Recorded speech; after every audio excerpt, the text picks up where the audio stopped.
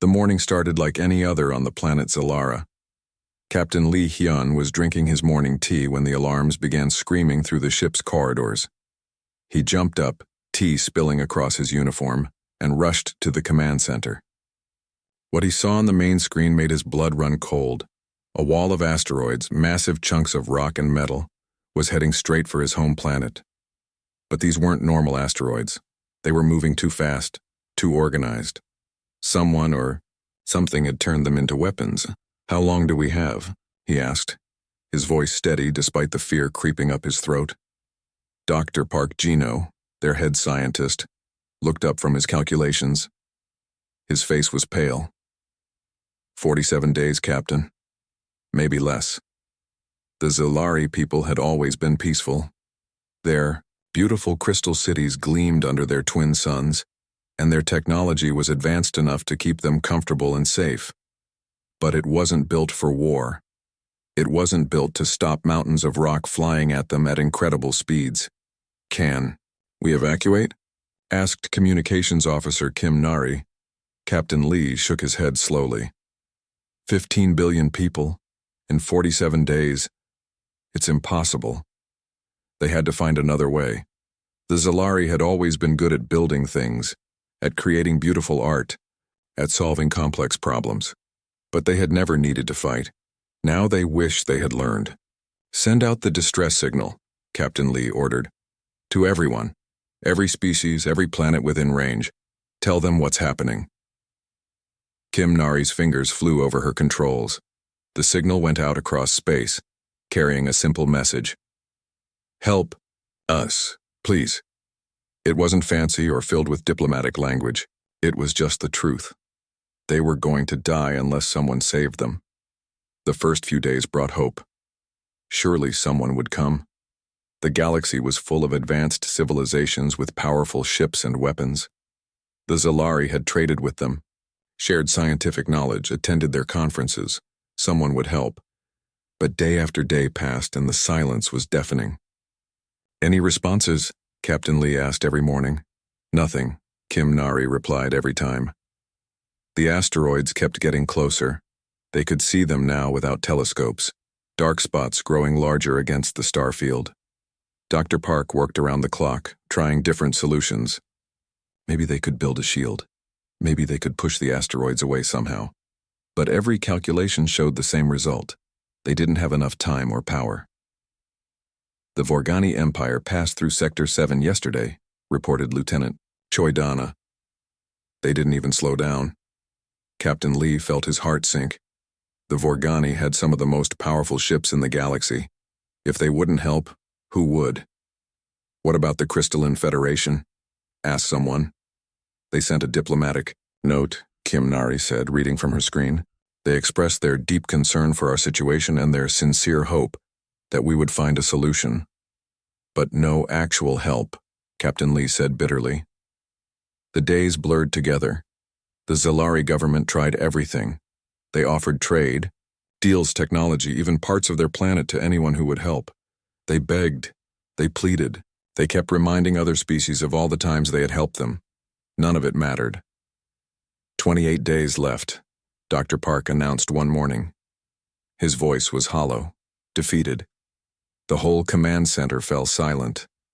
28 days until their world ended. 28 days until their people, their culture, their children, everything they had ever built or dreamed of, would be crushed under miles of rock and metal. Captain Lee looked around at his crew. These people had worked day and night, pushing their equipment and themselves to the limit. They deserved better than this. Everyone on Zalara deserved better. "Keep the signal broadcasting," he said quietly. Someone might still come. But deep down he was losing hope. The galaxy's great civilizations had made their choice. The Zalari weren't important enough. They weren't powerful enough. They weren't worth saving. Outside the command center's windows, Zalara's cities continued their daily life. Children played in crystal gardens. Artists created beautiful sculptures. Scientists worked on peaceful projects. Most people still didn't know how close the end was. Captain Lee closed his eyes and made a silent promise.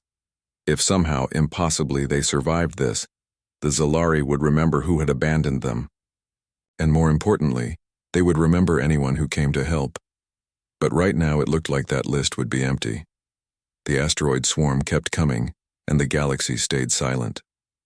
Captain Lee Hyun was staring at the countdown display when the alarm started blaring again. 25 days left until the asteroid swarm would destroy everything he had ever known. His heart raced, thinking maybe this was it. Maybe another asteroid had broken away from the main group. But Lieutenant Choi Dana was shouting something different. "Captain, we have a ship. Someone's coming." Lee Hyun spun around, hardly daring to believe it. On the main screen, a blip appeared from hyperspace. For a moment, hope bloomed in his chest. Finally, someone had answered their call. Then he saw the ship clearly, and his hope turned to confusion. "That's..." Dr. Park Gino squinted at the readings. "That's a mining vessel, a really old one." The ship on screen looked like it had been through a war. Its hull was patched in dozens of places with different metals. One of its engines was clearly a replacement, painted a different color than the rest. Cables and pipes ran along the outside like veins. It wasn't sleek or powerful. It looked like something that barely held together. "Are you sure that thing can even fly?" whispered Communications Officer Kim Nari. Before anyone could answer, the ship's communication channel crackled to life. The voice that came through was clear and determined, speaking in accented but understandable galactic standard. "This is Captain Ko Mina of the Seoul Prospector. We received your distress call and came as fast as we could." The image flickered, on screen, showing a woman with tired eyes but a steady expression. Her uniform was practical, worn from use. Behind her, Lee Hyun could see a cramped bridge filled with jury-rigged equipment and mismatched screens. Elder Veltar, the Zalari leader, studied the transmission with barely hidden disappointment. "Captain Ko, I'm afraid I'm not familiar with your species." "We're humans," Komina replied simply. "From Earth. We're probably not what you expected." That was an understatement. The Zalari had hoped for a massive battlecruiser from the Dominion fleet, or perhaps the advanced ships of the Tech Collective. Instead, they got what looked like a garbage truck with engines. "Your vessel appears to be..." Elder Veltar searched for diplomatic words. "Smaller than we anticipated." Captain Ko smiled, though it didn't hide the exhaustion in her eyes. "Size isn't everything. We heard your call for help, and we came. That has to count for something." "How did you even get our signal?" asked Dr. Park Gino. "Our records show humans are from a distant sector. One of our deep space monitors picked it up," Komina explained. "We were the closest human ship that could respond. Lucky for everyone, we specialize in moving big rocks." Lee Hyun felt his heart sink further. A mining ship against city-sized asteroids moving at incredible speeds? It was hopeless. But something in Captain Ko's voice made him listen more carefully. There was confidence there, hidden beneath the humble words. "Captain Ko," Lee Hyun said, stepping forward. "I'm Captain Lee Hyun of the Busan Explorer. We appreciate that you came, truly, but I'm not sure what a mining vessel can do against what we're facing." Komina's expression didn't change. "Show me what you're working with." For the next hour, the humans toured the Zalari Command Center virtually through their video link. Captain Ko asked detailed questions about the asteroid composition, their speed, trajectory, and what the Zalari had already tried. "You've been treating this like a natural disaster," she finally said. "Something to deflect or destroy, but these asteroids were weaponized. Someone turned them into projectiles." "Yes," Elder Veltar confirmed. "An ancient automated system, we believe. Long, dead, but still carrying out its last command." "Then we need to think like weapons makers, not defenders," Komina said. "Mining asteroids isn't much different from breaking them apart as weapons. We just usually do it more carefully." Dr. Park Gino looked skeptical. "These asteroids are enormous. Our most powerful systems barely scratch them." "That's because you're using precision tools," Komina replied. "Sometimes you need a hammer instead of a scalpel. We brought plenty of hammers."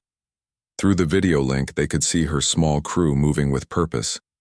A man with engineer patches was already sketching diagrams. A woman in a pilot's uniform was calculating trajectories. Someone who looked like a demolitions expert was pulling out charts of explosive compounds. "You really think you can stop this?" asked Lee Hyun. Captain Ko Mina met his eyes through the screen. "I think we're about to find out. We didn't come all this way to watch your world burn." Her ship was old, patched and clearly held together with determination and prayer. Her crew looked tired, probably from rushing across space to get here. But something about them, their calm efficiency, their matter-of-fact attitude about facing impossible odds, made Lee Hyun feel the first real hope he'd had in weeks. "What do you need from us?" he asked. Ko Mina smiled again, and this time it reached her eyes. "Everything you've got. We're going to need all hands for this."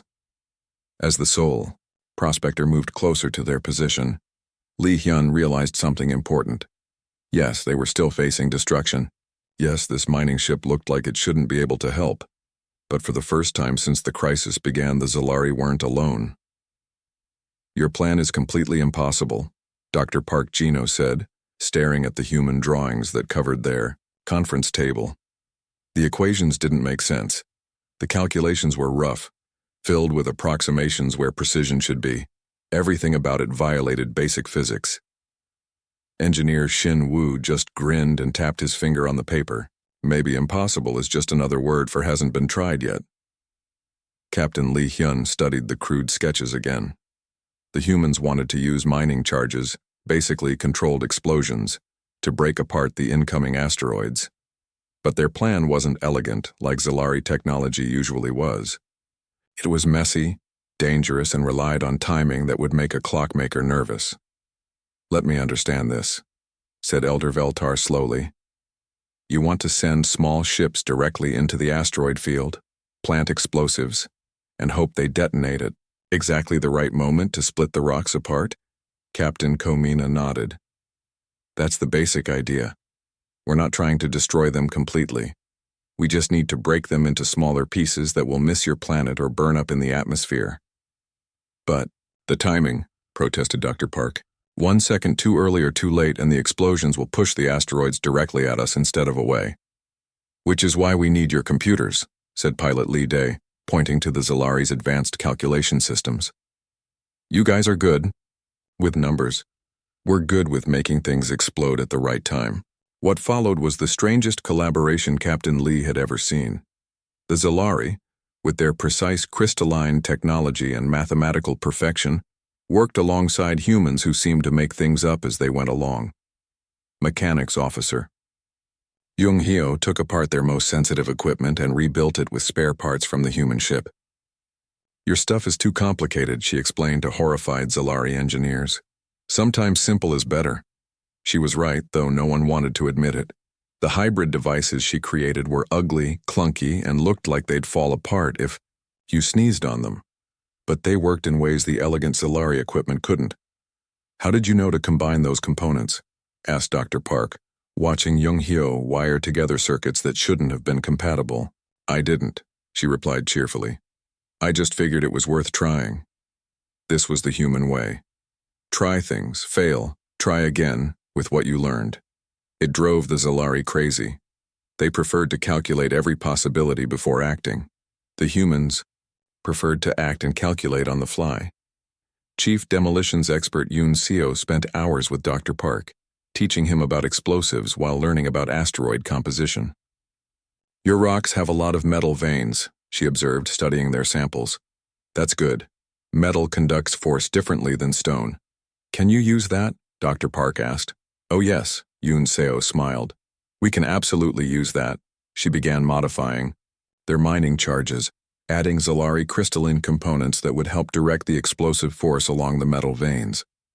It was beautiful and terrifying at the same time.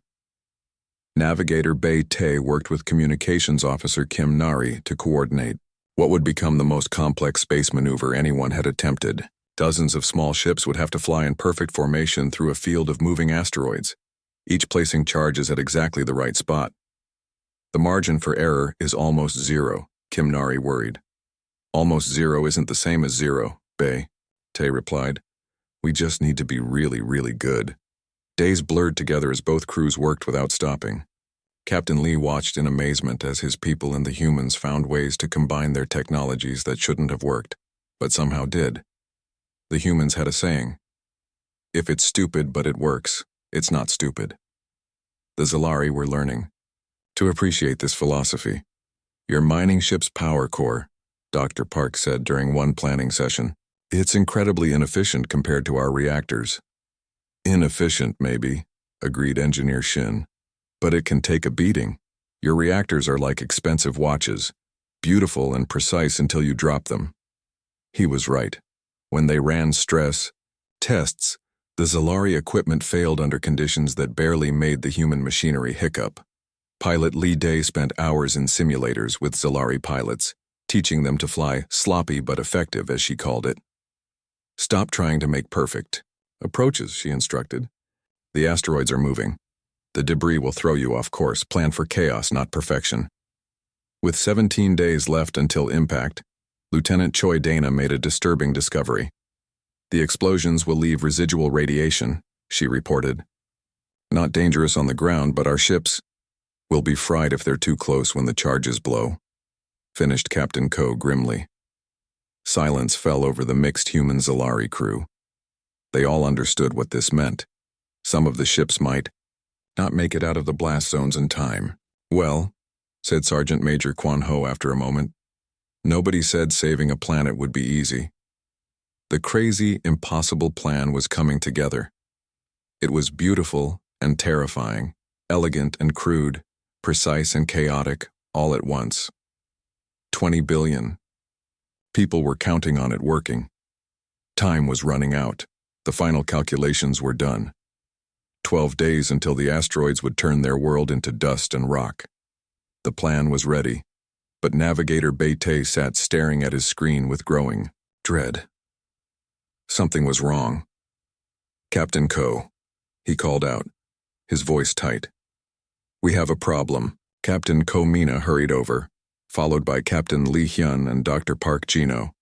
The main screen showed the asteroid field with their planned explosion points marked in red. The final cluster, Beite pointed to a group of 3 massive asteroids at the center. Someone needs to place the charges manually. The remote systems will never get close enough through all that debris. Dr. Park checked the calculations twice. He's right. The radiation from the first explosions will interfere with our remote signals.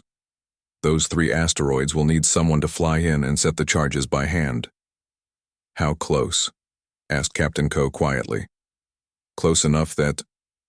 Beite swallowed hard. Close enough that they won't make it out before the explosion. The command center fell silent. Everyone understood what this meant. Someone had to die for the plan to work. I'll do it, Captain Ko said immediately. This is my responsibility. No, Engineer Shin Woo stepped forward. Those are my charges. I should be the one to place them. With respect, Captain, interrupted Pilot Lee Day. You need someone who can actually get there. That requires a pilot, not an engineer. Chief Demolitions Expert Yoon Seo shook her head. The charges have to be placed perfectly. One wrong move, and we'll push those rocks right into Zalara instead of away from it. This is demolitions work. Sergeant, Major Kwan Ho crossed his arms. I outrank everyone here except the captains. This is my call. Actually, Communications Officer Kim Nari said quietly, I know the remote detonation codes better than anyone. If there's any chance of triggering them from close range... Captain Lee Hyun felt like his heart was breaking as he watched this. These humans who had come from across the galaxy to help people they didn't even know were arguing about who should sacrifice their life for them. Stop! Elder Veltar's ancient voice cut through the arguments. This is not your burden to bear, alone. If someone must die for our world, it should be one of us. No offense, said Dr. Park Jino, but none of us know how to use human equipment. And we've never done anything this dangerous. Captain Ko held up her hand for silence. We need to think about this logically. Who has the best chance of succeeding? They spent hours going through every possibility. Who could fly through the debris field? Who understood the charges best? Who knew the detonation systems? No matter how they calculated it, the answer kept coming back to the humans. The Zalari were brilliant scientists and peaceful builders, but they weren't trained for suicide missions. I'll go, Captain Ko finally decided. As captain, it's my duty. Like hell, growled Mechanics Officer Jung Hyo. We all came here together. We all knew this was dangerous. She's right, agreed Pilot Lee Day. This is our mission, our choice. None of us expected a safe trip home. Captain Lee Hyun watched in amazement as the human crew stood together. There was no fear in their eyes, no hesitation, just quiet determination. How do we choose? Asked Dr. Park softly. The humans looked at each other, some kind of silent communication passing between them. Finally, Sergeant Major Kwan Ho spoke up. We don't choose, we volunteer. Whoever wants to go, steps forward. One by one, every human in the room stepped forward. Even the ones who weren't trained for this kind of work. Even the ones who would probably die trying. Captain Ko looked around at her crew, her eyes bright with unshed tears. I'm proud of every one of you, but we need someone with the best chance of success. In the end, it came down to expertise. Pilot Lee Day was the best at flying through obstacles. Demolitions expert Yoon Seo knew the charges better than anyone. And Captain Ko had the most experience with dangerous operations. I'm going, Captain Ko said firmly. Final decision. But as they prepared for the mission, she made a mistake. She trusted her crew too much. While she was in the hangar inspecting the small attack craft they'd use, Sergeant Major Kwan Ho sealed the bay doors behind her. Kwan! She shouted into her radio. What are you doing? Someone has to stay and make sure the rest of the plan goes right. His voice came back calm and steady. You're needed here, Captain. I'm just a demolitions expert. We can spare me. Captain Lee watched through the security cameras as Kwan Ho climbed into the small ship. The bay doors opened, and he flew out into space without another word. On the long-range sensors, they watched his tiny ship navigate through the asteroid field like an expert pilot, even though everyone knew he'd never done anything like this before. He's doing it, whispered Dr. Park in amazement. He's actually placing the charges. The remote signals came through one by one.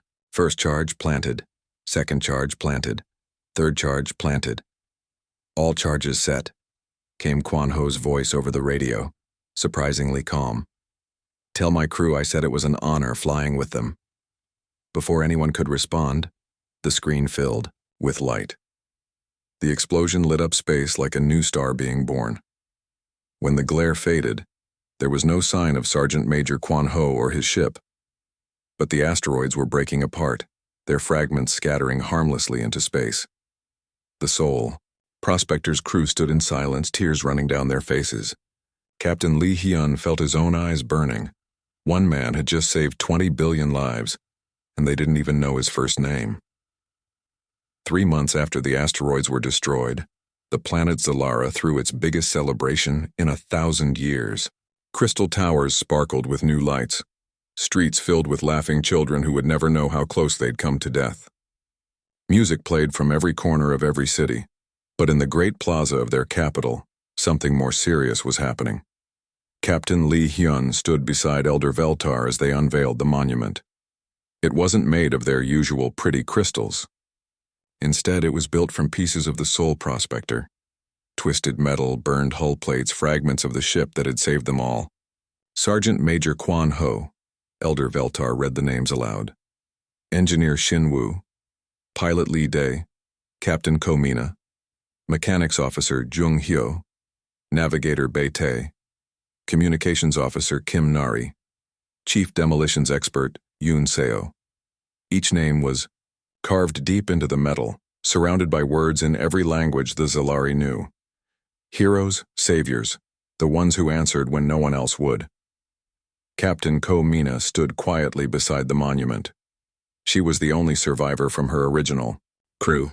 The others had died in the fighting with the smaller asteroids, or in explosions when equipment failed, or from radiation exposure after spending too long in the danger zones. They would have hated this, she said softly to Captain Lee. All this attention. They just wanted to help. By now, word had spread across the galaxy. The story was everywhere.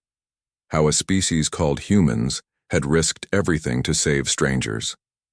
Ships from dozens of worlds arrived at Zalara every day, their captains wanting to see the monument and hear the full story. The Galactic Council, embarrassed by their earlier silence, finally sent a representative. Ambassador Thalkor arrived, in a ship bigger than a small city, with enough ceremony to fund a planet's education system. The Council regrets that communication delays prevented us from responding to your initial distress call, he announced pompously. Captain Lee wanted to punch him. Communication delays? We broadcast for 25 days straight. Elder Veltar placed a calming hand on his shoulder. What matters is that someone came. That someone was standing right there. Captain Ko, still wearing her patched uniform, from the mining ship, still looking like she'd rather be fixing an engine than talking to diplomats. The humans will receive full galactic citizenship, Ambassador Thalkor declared, as if he was granting some huge favor. And we'll establish trade relations with their homeworld, Captain Ko snorted. Thanks, but we didn't do this for trade deals. Then why? Asked Dr. Park Gino, who still couldn't quite understand it. You barely knew us, we had nothing to offer you. Captain Ko looked at him like he'd asked why water was wet. Because you needed help. That simple answer spread through the galaxy, faster than any fancy technology. Within months, human ships started appearing in different sectors, not as traders or diplomats, but as helpers. When the mining colonies in the Outer Rim had their equipment stolen by pirates, a human cargo ship showed up with replacement parts and refused payment. When plague hit the agricultural world of Fertile, prime human doctors worked for free until the crisis passed. When pirates threatened a small space station, human miners in an old cargo hauler actually fought them off using mining lasers and a lot of stubborn courage. Captain Lee received reports from all over known space. Humans were everywhere, helping whoever needed it, and everyone noticed they never asked for anything in return. We're getting friendship requests from 17 different species, Communications Officer Kim Nari reported during one of their regular check-ins with the Sol Prospector's replacement crew. The Vorgani Empire wants to establish a defense pact. The Crystalline Federation is offering unlimited trade agreements. Captain Ko, now commanding a new ship called the Sol Prospector, too laughed. Funny how helpful everyone wants to be now. But the humans didn't hold grudges. They accepted the friendships, signed the trade deals, and kept doing what they always did, showing up when people needed help. Captain Lee often visited the monument. Sometimes he'd find strange aliens there too, reading the names carved in metal, learning about the species that saved the day when the advanced civilizations turned away. A young Zalari girl came up to him once, maybe 7 years old. Captain Lee, my teacher says the humans are gone now, is that true? He knelt down to her level. The original crew is gone, yes, but not all humans. They're all over the galaxy now, helping people. Why do they help so much? Captain Lee smiled, remembering Captain Ko's simple answer. Because that's what friends do for each other.